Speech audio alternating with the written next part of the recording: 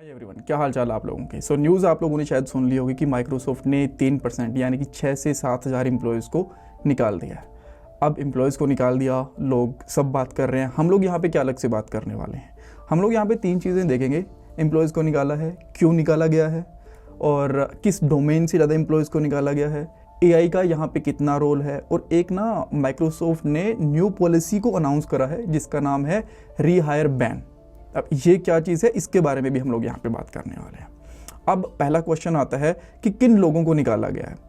देखो, मोस्टली यहाँ पे मैनेजमेंट और जो ऑपरेशन डोमेन के लोग थे ना, उनको निकाला गया है। मैनेजमेंट के अंदर जो मैनेजर्स वगैरह थे, हायर मैनेजमेंट के लोग थे, उनको निकाला गया है। ऑपरेशन का सिंपल सा मतलब है कि जो कोडिंग डोमेन से फिर टेक्निकल डोमेन से रिलेट नहीं करते थे, उनको भी निकाला गया है। अब मैं ये नहीं कह रहा कि बिल्कुल भी नहीं निकाला गया कोडिंग और डेवलपर्स को, हो सकता है कि थोड़ा बहुत निकाला गया हो, बट जो मोस्टली इम्पैक्ट आया है वो ऑपरेशन और मैनेजमेंट के ऊपर जो लोग हैं उनके ऊपर आया है। अच्छा, इन्होंने एक चीज़ और बोली है कि ये ना अब इंजीनियरिंग टैलेंट फॉर एआई के ऊपर ज़्यादा फोकस करने वाले हैं। इसका सिंपल सा मतलब ये है कि कोडिंग डोमेन या फिर जो टेक्निकल डोमेन्स होते हैं उनके अंदर भी जो एआई इंजीनियरिंग है ना, उसके ऊपर ज़्यादा फोकस करेंगे।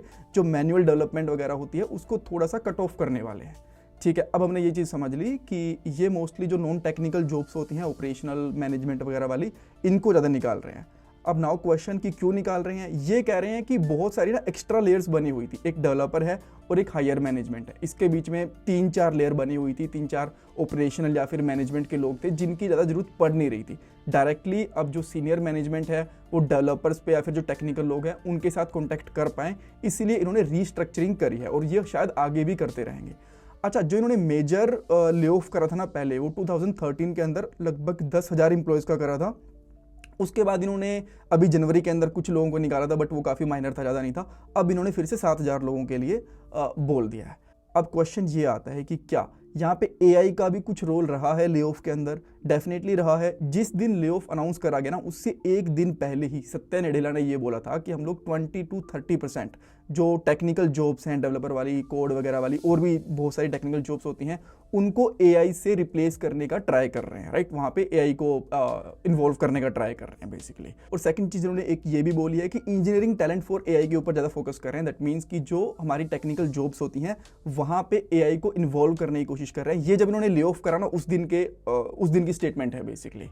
नाउ क्वेश्चन, क्या जो ये एआई का ले ऑफ में रोल आ रहा है ये काफ़ी ज़्यादा होने वाला है। देखो, मैं ये तो नहीं बोलूँगा कि एकदम से सारी जॉब को खा जाएंगे, बट हाँ 10-20% कहीं ना कहीं पे एआई का रोल है यहाँ पे। ये चीज़ हमें एडमिट करनी पड़ेगी।